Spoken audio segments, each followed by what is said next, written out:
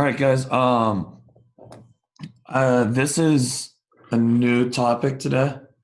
They're kind of basically two and a half, three, really three short, little, easy topics that um I didn't teach, and I figured we'd kind of hit them right before spring break. Um, Next week is going to be spring break.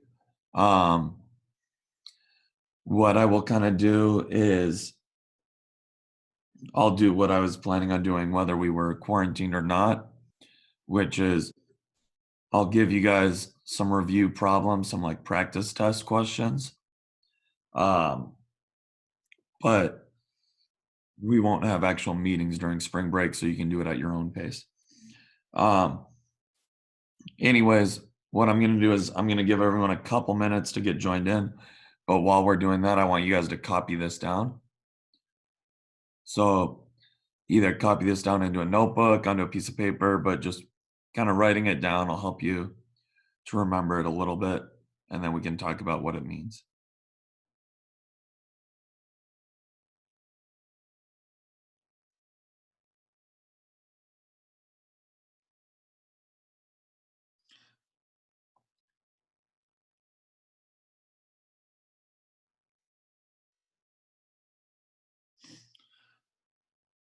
And why don't, once you finish copying it down, why don't you just like make a little comment in the chat that you finished?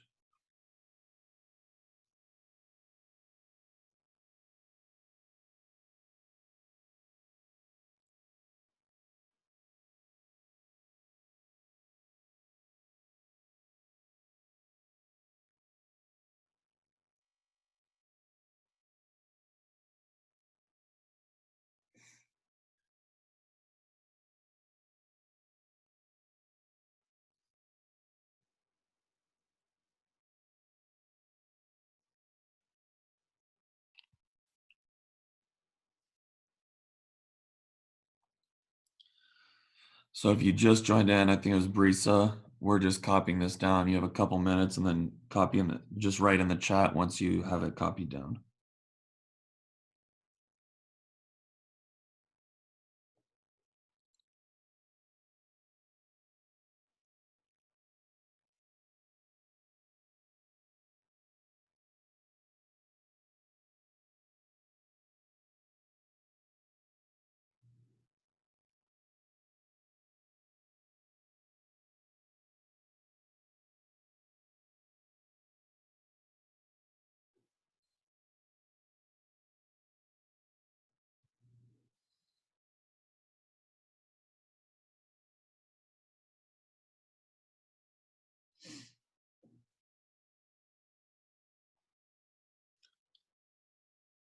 All right, then I think we had two more people. I think it was Joseph and maybe Carlos.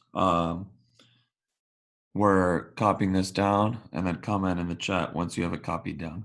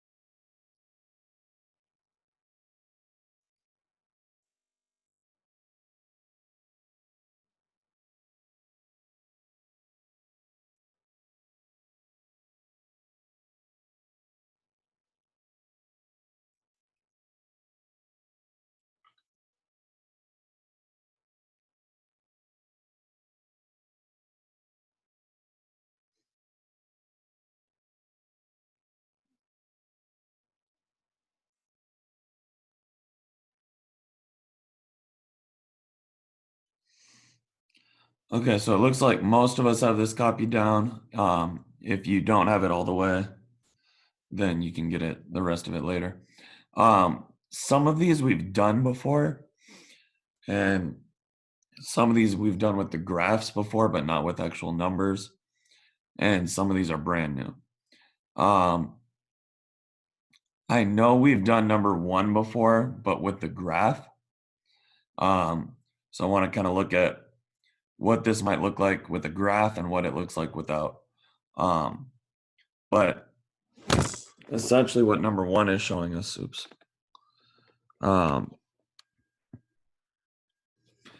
So there we are. Essentially what number 1 might be asking is it might be saying, okay, if we have the integral from 3 to 10 of f of x dx, that's kind of like having the same thing as the integral from 10 to 3 of f of x.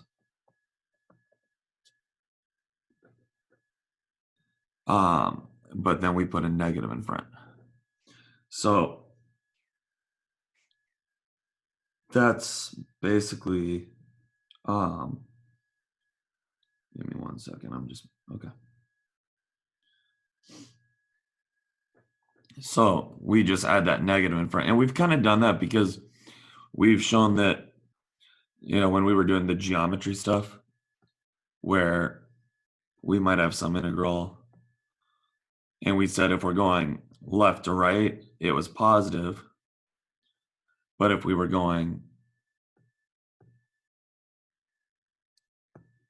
right to left, we actually made this negative, right? And so that's kind of that. But what we can now do is we can, with numbers, if we need to, we can just flip them and make it negative.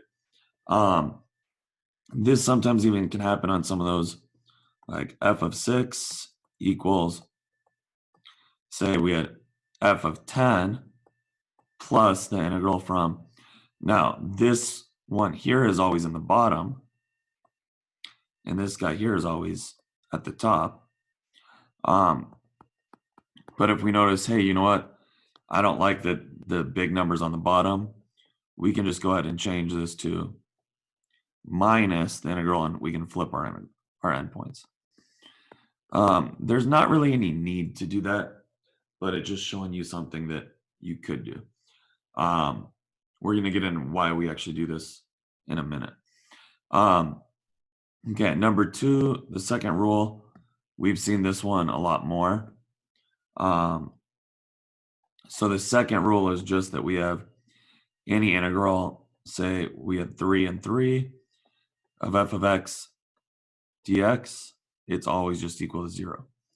So if our endpoints are ever the same, then that overall integral is 0. And on a graph, right, that's because an integral represents the change. And if we were saying, well, what's the change from 3 to 3? It hasn't moved at all. There is no area of just a line, because we want to think of a line as having no width, right? So if we tried to do just a straight line, it has no width. So when we do base times height or width times height, we get 0. Number 3, I'm not even going to really draw a graph for, because we've done it so many times. And that's just where we pull out a constant. So we have the integral of 3 squared of x dx, and we can just pull out the 3 and make it square root of x dx. Same thing with number 4. We've done number 4 a lot. Number 4 is that we can split up an integral. So on number 4, where we've done it more is when we have something like this, 3 plus x all over 2 dx, and we rewrite this as 3/2 plus x over 2, kind of splitting the fraction first. And now we can write this as 3/2 dx plus the integral of x over 2 dx. So we're giving it two separate integrals. And there's that one. And then really the big one here, the most important one, like put a star next to this one on your notes, is number 5. And we've kind of seen number 5 on piecewise questions. But we're going to look at a lot deeper today. And a couple of you guys, this was on a homework once and I had skipped teaching it. And a couple of you guys learned it on your own. I do remember a couple people asking me about it. I think it might have been Elvia was one of them. But anyways, what I want to really show here is that this B is our top end limit, and then our bottom, our starting limit. And I kind of like to think of it as canceling out because it's where we end, right? We start at A, like it's kind of like saying we're going from A to B, and then we're going here in the second integral from B to C. So in essence, we really just went from A all the way to C. So this B kind of gets canceled out.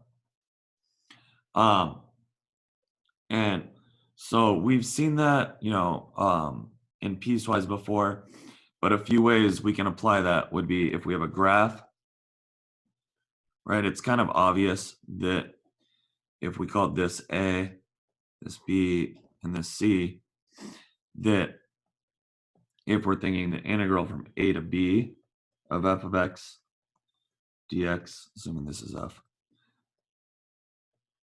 right, would be this blue area. And say the integral from B to C of f of x dx would be this red area. So if I wanted the overall integral from A to B, C of f of x dx, oops.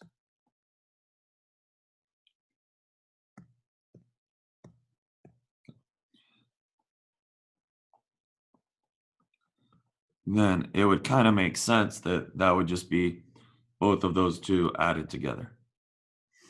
So on a graph, it makes a lot of sense. Where it's a little bit less intuitive is sometimes we're given something like f of x equals the integral from x when, say x is less than 2 and 2x squared minus 4 when x is greater than or equal to 2.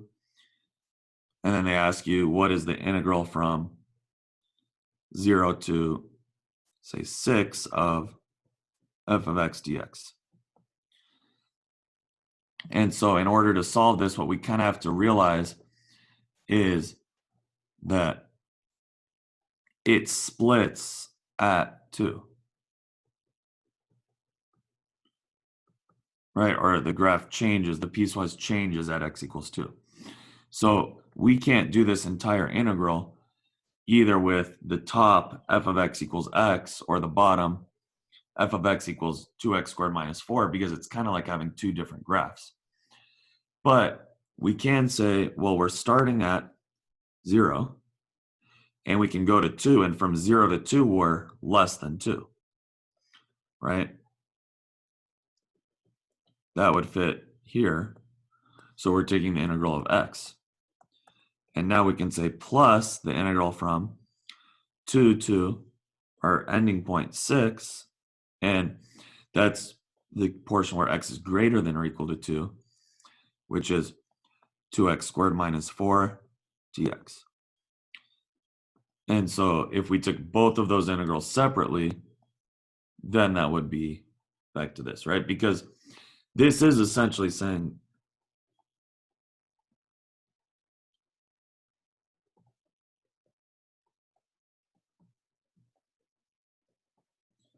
right, I kind of skipped this step, but we're essentially just splitting it by saying we're going to go from 0 to 2 of f of x and from 2 to 6 of f of x, right? And that's the property, right? Those 2's kind of cancel, and it's like we're going from 0 straight to 6. But between 0 and 2, f of x is x, and between 2 and 6, f of x is 2x squared minus 4. So that's doing it as a piecewise. The way that I see this on the AP exam a lot more is they'll do something like this. They'll give us the integral from 0 to 10 of f of x is equal to 6. And then they'll also say the integral from 10 to 6 of f of x is equal to 4. And then they'll want to know what is the integral from, say, 0 to 6.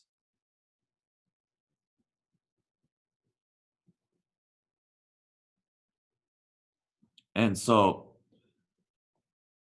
it honestly doesn't matter the order of these. I know this is kind of weird because 10 is backwards. But what you want to look for is you want to look for any repeating numbers. So really, 0 is being repeated, 6 is being repeated, and then, right, 0 with 0, 6 with 6, in this case, 10 with 10. So they're all being repeated, but now we want to know, well, what do we want to end up with? We want to end up with from 0 to 6. So I'm going to go ahead and put 0 and 6 on kind of the left side of my equation, and then put an equal sign. So I want to have 0 on the bottom of one equation, because that's my start. And then I want to have 10 on the top of my other equation, because that's my ending. And let's see if we can do that. And so this guy here does have 0 and 10. And this guy here has, I messed that up. But that's okay. This guy has 0 and 10, so 0's on the bottom of one. I wanted 6 on the top of my other equation. That's why I messed that up. Right, so I said that backwards. I'll start that over. So from this guy on the left, I want 0 on the bottom of one of my equations. So I wrote it here. And I want 6 on the top of my other equation. I had said 10. We want 6 on top, right? Because that's a 6. So the equation with 6 on top is the second equation from 10 to 6. And the equation with 0 on the bottom is the first equation from 0 to 10. So now if we kind of look at this, we just want to verify that they do cancel, right? Okay, 0 to 10, 10 gets repeated, 10 to 6, that works, okay? Even though the 10 to 6 is backwards, it's okay because we're canceling out what we need to. So the integral from 0 to 10 was given to us as 6, plus the integral from 0 to 6 was given us as 4. So this overall is going to be 10. So what I want us to do, if you guys already printed this, great. If not, we kind of have it here. But I'm going to do number 1 kind of with us, but what I'm going to ask is either you guys hop in the chat and shout it out, or you guys just type it into the comments. But we'll do number 1 together. So they give us that the integral from 1 to 2 is -4. From 1 to 5 of f of x is 6. And from 1 to 5 of g of x is 8. And the first thing they're wanting is they want, what is the integral from 2 to 2 of g of x? So either just type it in the comments or hop in the chat. Tell me what you guys think.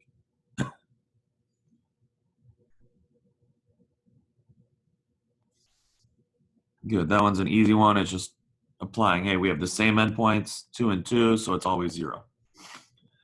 Okay, what about B? What about B? What would be our answer for B?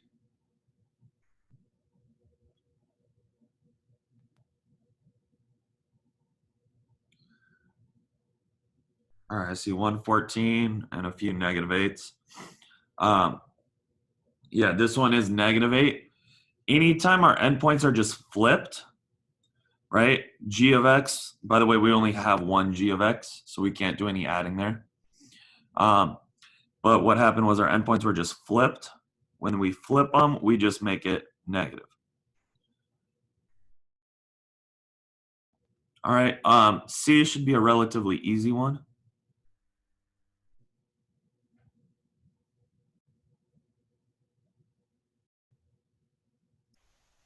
Good. Right, we can just pull the 3 out. It's a constant. So, if we did rewrite this as 3 integral from 1 to 2 of f of x dx, and then this whole part was 4, so it's 3 times 4, -4, and we get -12.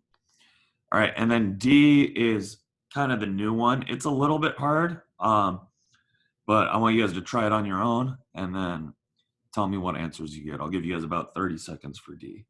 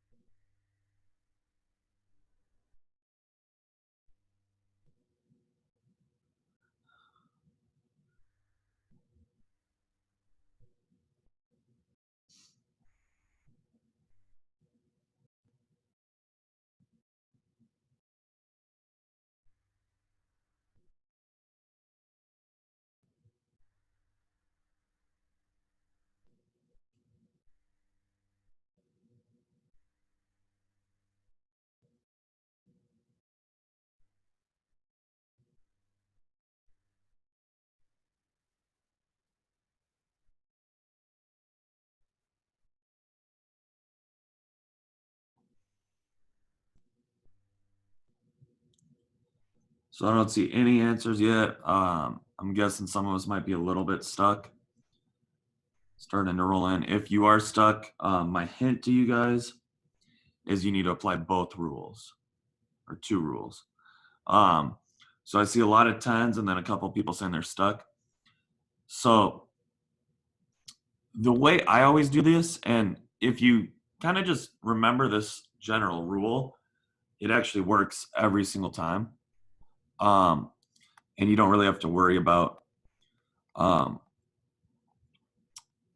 of the more, like, some teachers will teach this where they're really trying to do logic and problem solving. I just honestly just remember, okay, what do we want? We want from 2 to 5 of f of x dx. So that means that I need a 2 on the bottom and I need a 5 on the top. That's going to get me to cancel these. Now, to get a 2 on the bottom, where do I see a 2? I see a 2 here. So the only option for 2 is with 2 and 1. Well, I can do 2 and 1, but we just need to realize that, hey, from 2 to 1, this answer has been flipped, right? My endpoints were flipped. Now, the other one is from 1 to 5. And on this one, my endpoints were, not flipped. They remained the same. So for the first integral from 2 to 1, we flipped our endpoint, so it's -4, which becomes positive. And then plus, from 1 to 5, we kept them the same, 6, so we get 10. So that's the way I like to do that. Other teachers will kind of do something like this. They might say, oh, we have, we can do from 1 to 2, which we were given. And we can add in the 2 to 5, which was what our answer is supposed to be. And then the 2's cancel and we go, that becomes from 1 to 5. And so then this one was 4 plus essentially integral from 2 to 5 of f of x dx equals, this was a negative 4, equals 6. And then we add 4 to both sides and you get 10. If anyone did that, that's great. I'm glad you're thinking outside the box. You can definitely do that way. But personally, I like to always just kind of start with what I have, which is kind of what we did over here. And then just look at, okay, my bottom limit needs to be a 2.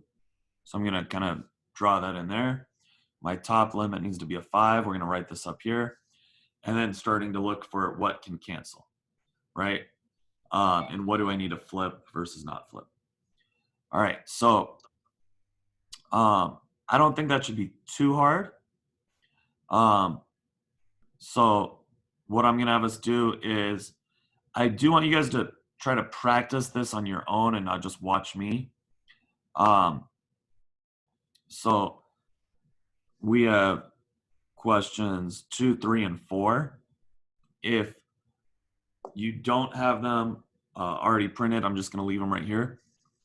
But we have 2, 3, and 4. I'm going to give you guys 10 minutes. And I want you to do all of those 2, 3, and 4, and then we'll go over them together. I won't necessarily do all of them by hand. We'll just do the ones, I'll kind of give the answers, and then whichever ones we want to go over by hand, we can. So I'm going to set a 10-minute timer.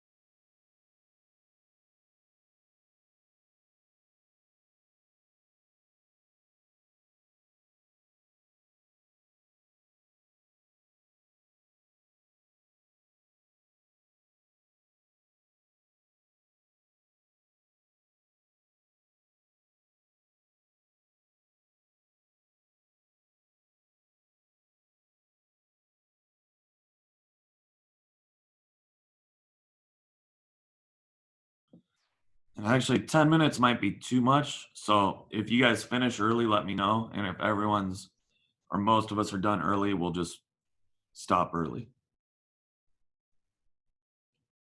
So when you finish, just same thing, just write in the comments that you're done.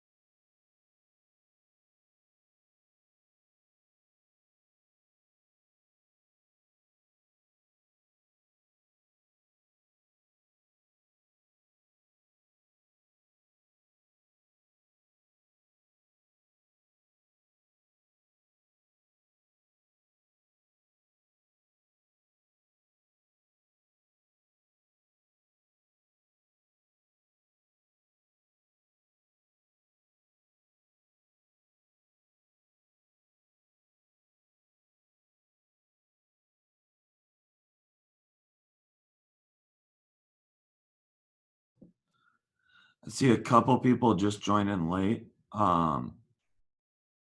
If you did join in late, we're working on questions 2, 3, and 4. You might get stuck on a couple of them because you don't know the new little part of the notes, but just do your best. And then if you need to go back and watch the first part of the video later, you can.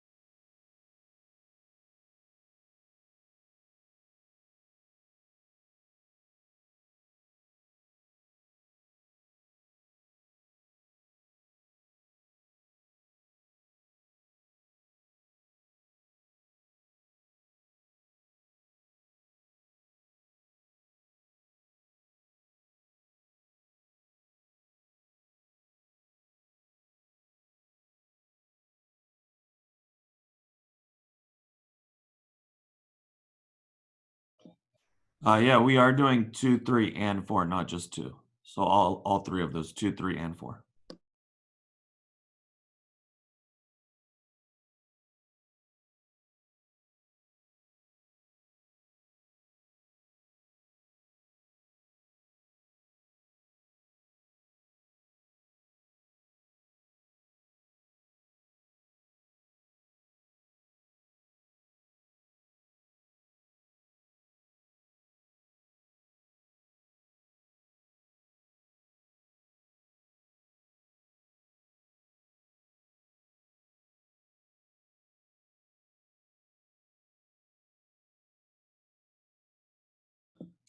I know 4 looks a little bit weird. Just do your best, even give it a guess, like your best guess, and then we'll talk about it. Um, we have about 5 more minutes to work on finishing 2, 3, and 4, about 5 more minutes. And again, if you finish early, just comment that you guys are done.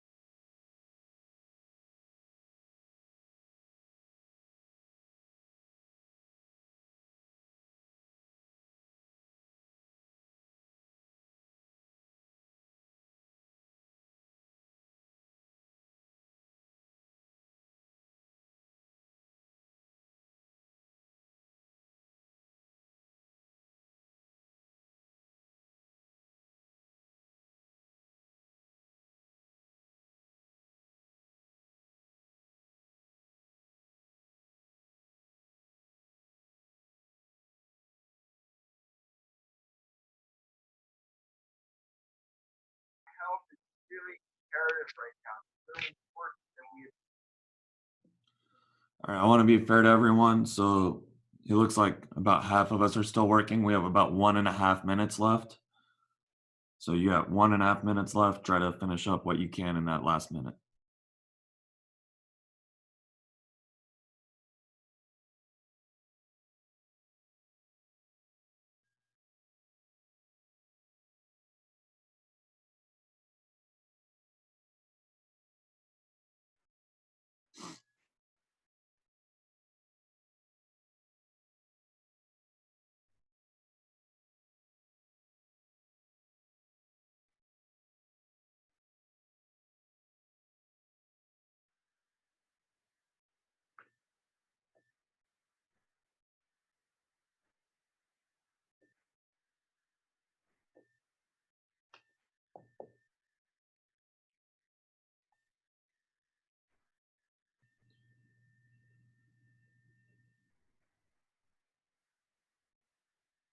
For those of you guys who are finished already, what do you think? Should I be mean to the people who missed the video and just tell them that the answers are in the video?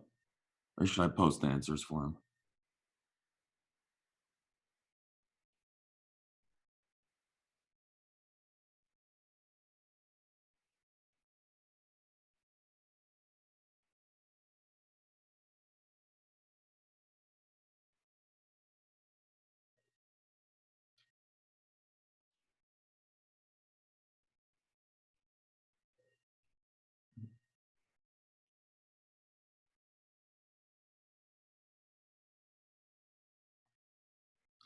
All right.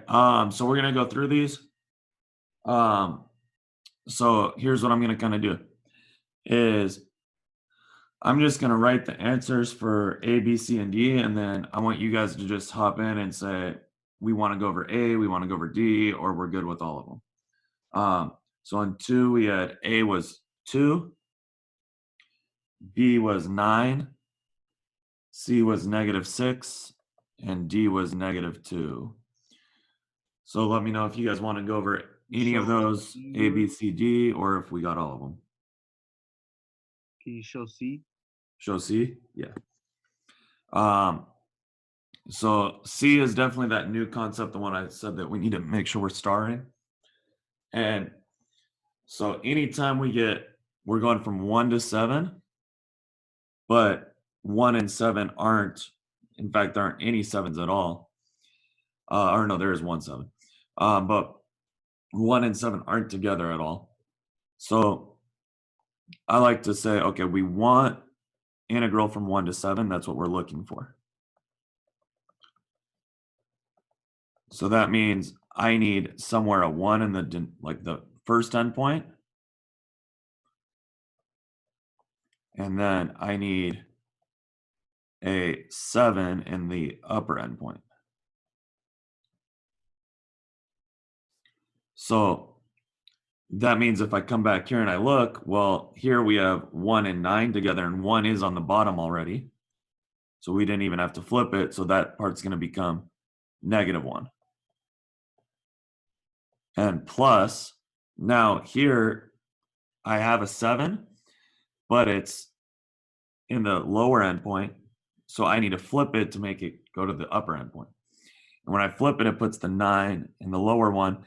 And that's really what we're looking for, is we're looking for, were these two the same so that they canceled, right? 9 and 9 cancel, which means it's like we're going straight from 1 all the way to 7. Now, when we flipped that, right, this one was -1. When we flipped this one, because we flipped it, we put 7 to the top, that means that this becomes -5.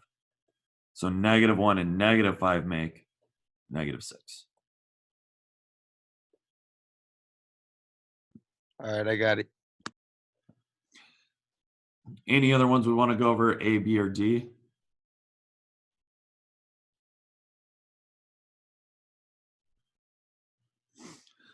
Okay, then moving along, here on number 3, A was 5, B was 5 radical 3, C is -5, and D was also -5. Just looking at A very quickly before I ask, the weird thing about this is, yes, we do have U and DU, which, if you guys remember, when we were doing U substitution, if we put in a new variable, it meant we had to change our endpoints. Well, what this really means is that these now 1 and 2 are no longer X endpoints, they're now U endpoints.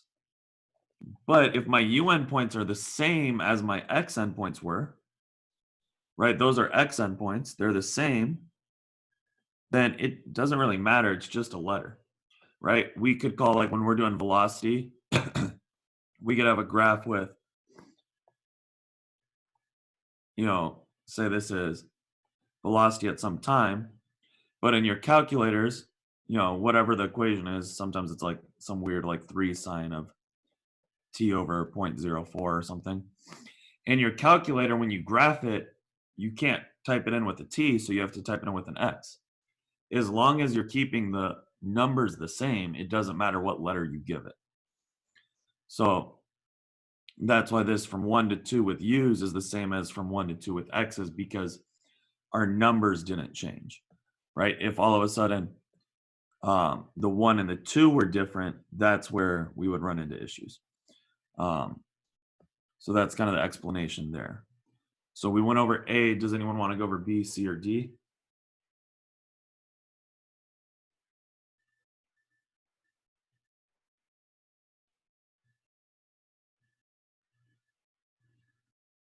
Okay. And then for number 4, both A and B were both 6.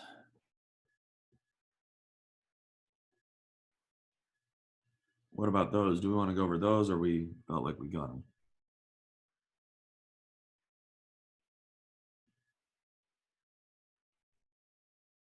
B? Okay. So I'm assuming everyone's okay with A, yes?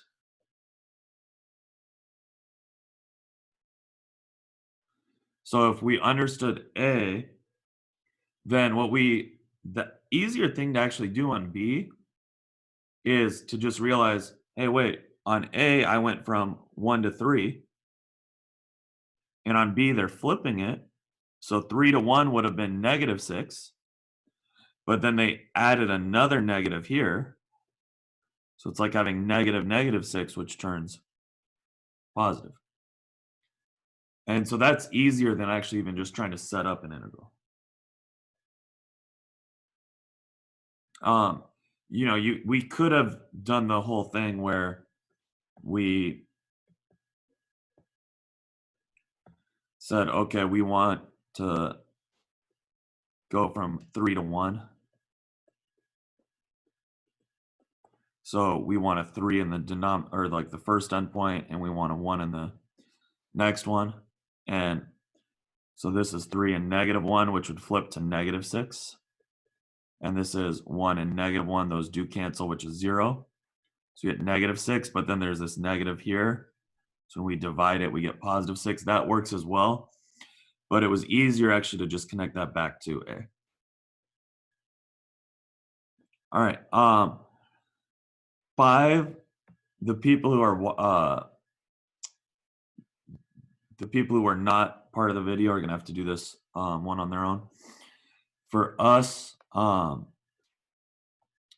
we're here. I'm just gonna kind of go over very quick review because we've done this so many times. If I wanted to do the integral from 0 to 2 on the graph, I'm starting at 0, I'm going to 2. My question for you guys, is this going to be a negative answer or a positive answer?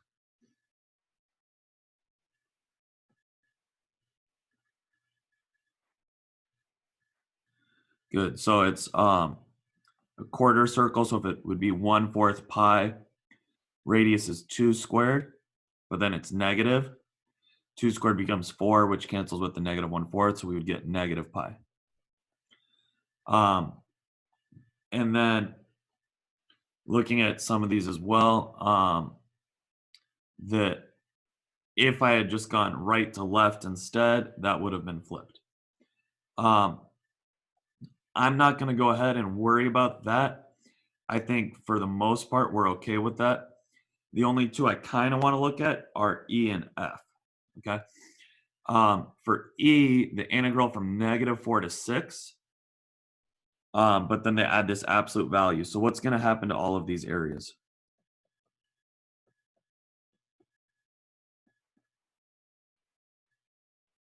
They're all positive. I think that's easy. I don't know if we really need to do that out. It's just do the area of the triangle. This would become, because it's basically symmetrical, so the whole thing would be -2 pi. Right, this little triangle, 1/2 times 2 times -1, because it's down, would be an area of -1. And this is a height of 2, which cancels, and then with the half. So this is an area of +4. But on E, they would all become positive. So it'd be +1 plus 2 pi plus 4. So it'd be 5 plus 2 pi. Then on F, okay, F is a little bit weird. So I'm going to give us the answer to D because, and we kind of have it right here. The answer for D would have been 3 minus 2 pi, right? Because 4 minus 1, we're not turning those negatives. So for F, that's the only one I want you guys to really try on your own and think about it. How would we do the answer for F knowing that the answer for D was 3 minus 2 pi?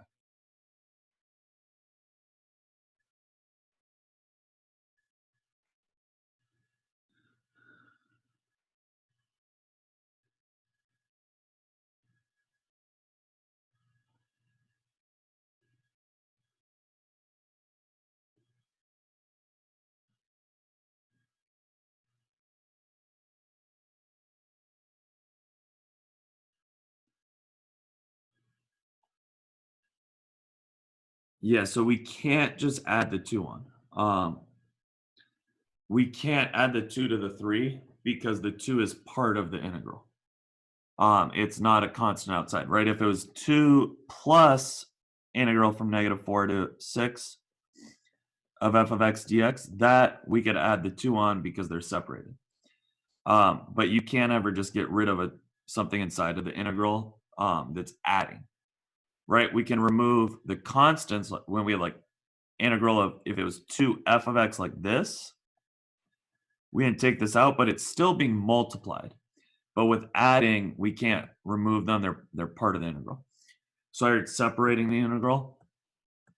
So if we separate this integral, right, the integral from -4 to 6 of f of x dx plus the integral from -4 to 6, same endpoints, of 2 dx, then this first one gives us 3 minus 2 pi, and the second one gives us 20.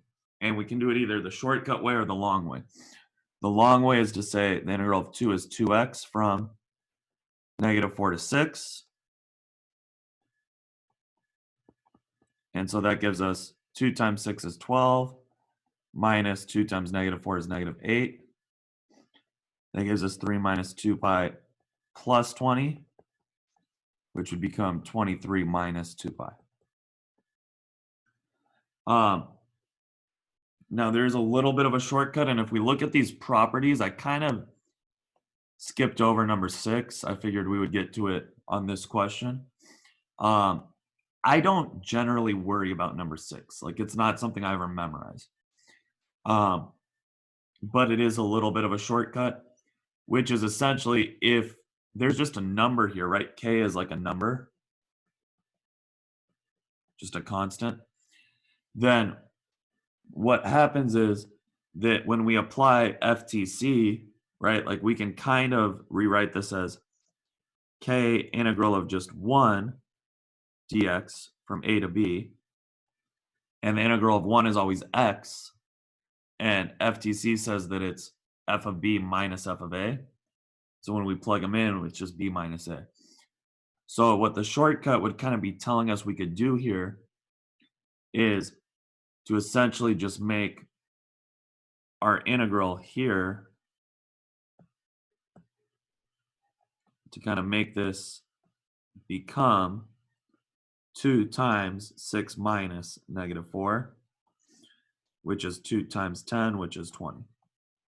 I don't really like that shortcut. I don't think it's worth it. I think that just taking the integral 2x, plugging it in is fine.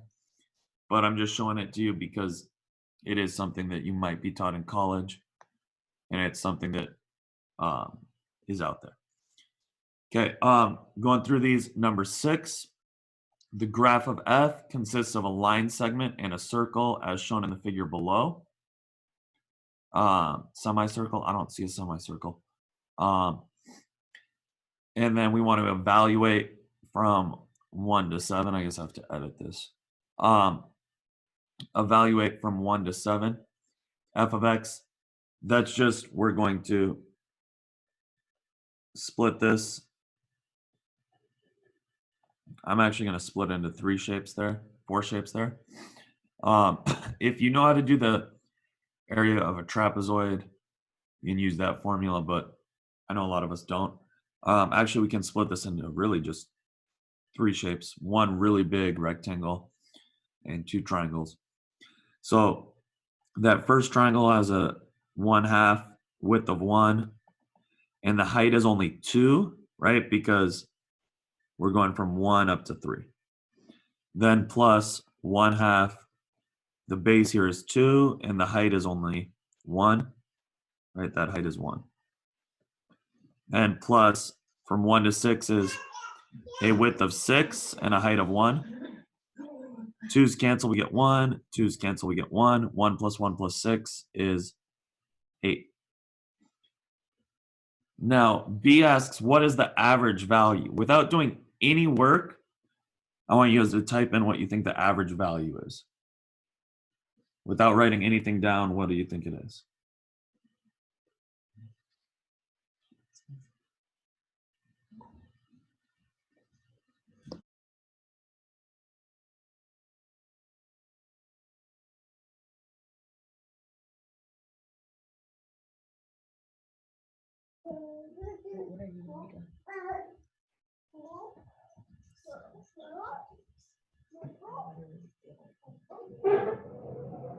So just type in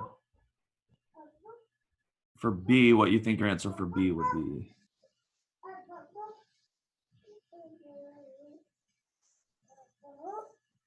You shouldn't actually have to do any work at all.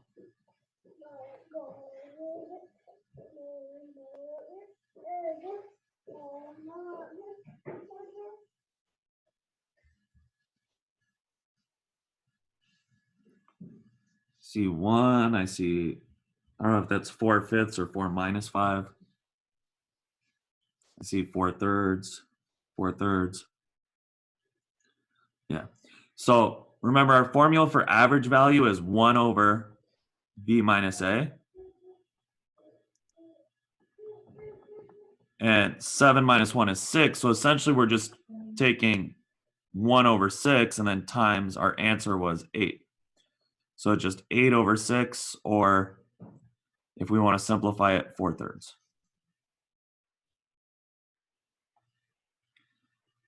C says determine our answers if the graph was translated 2 units upwards.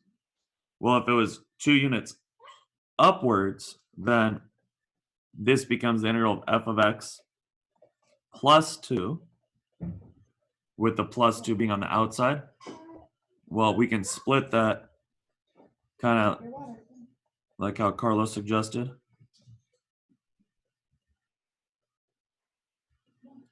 And this becomes, when we do out the work, it becomes 12. So basically, we'd be adding on 12 to our answers in A and B. So A would become 20, and B would become 4/3 plus 12. You also could have kind of on the graph just said, okay, we're going to just look at what is the area here. That area here is 2 times 6, which is 12, and then everything moves up so it stays the same. So we're just adding on 12. 7, we're going to go ahead and get rid of. We're not going to worry about it. They're not testing it on the AP exam. And so this is number 5 from the 2009 exam. And it pretty much is just kind of review of what a lot of what we've been doing. But there is a little bit of new stuff with it. So B is the evaluating the integral from 2 to 13 of 3 minus f5 f prime of x dx. This is just applying a couple of those properties. Really just 1 or 2 of them. C is a Riemann sum that we're used to. And D is a tangent line, but then D also says use the secant line graph of f on 5 to 8. And the secant line is a little bit different. So I do want to talk about that because we are going to do this one on our own. So if I have some kind of a curve, right, the tangent line is always at 1 point. So tangent line is at 1 point, so it's at like an x1 comma a y1, right? Say it's right there. That's our x1 y1 point, and our tangent line goes touching it in just one spot. They have the same slope. So it's the same slope as f prime of that x value. A secant line is a little bit different. It's not all that common, but you never know, right, with this AP exam, if they're trying to throw stuff at us that we're not as used to, you never know. They have tested it before. So a secant line is always between 2 points. So a secant line is between x1, y1, and some new x2, y2. So for our slope goes back to like the algebra 1 slope, y2 minus y1 over x2 minus x1, or like the average rate of change, f of b minus f of a over b minus a. So in this case, when they say use the secant line on 5 to 8, then they're saying that like basically x1 and y1 are 5 and 8, or a and b are 5 and 8.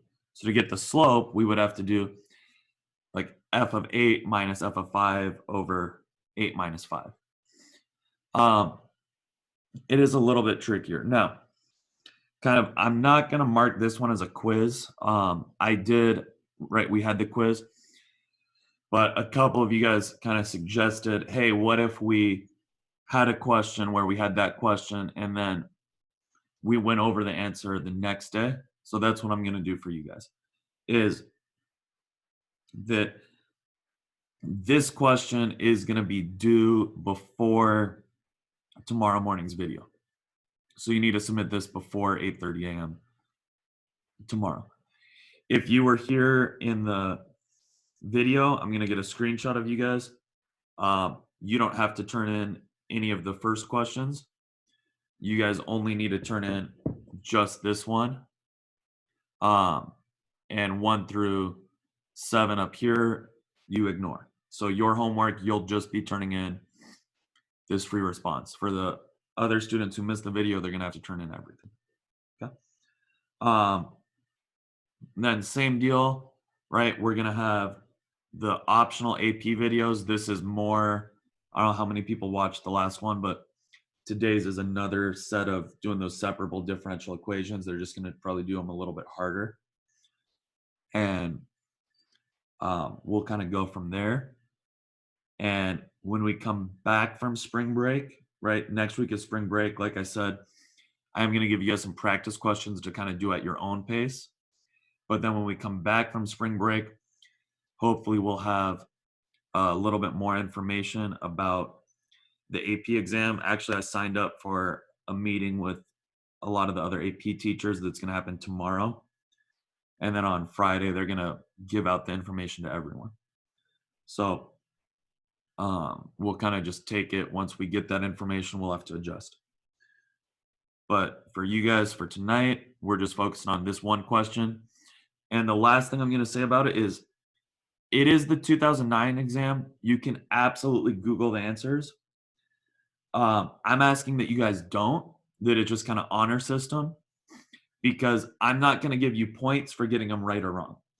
So if you get 0 out of 9, I'm going to give you the same score as if you got a 9 out of 9. So you're not grading this one. You're not looking at the answers. You're just doing your work on your own. And then tomorrow morning, at the beginning of the video, what I want is you guys to then have your answers or have your work, and I'll put up the answers, and then we can talk about the ones that kind of gave us trouble. Okay? All right, then I will talk to you guys tomorrow.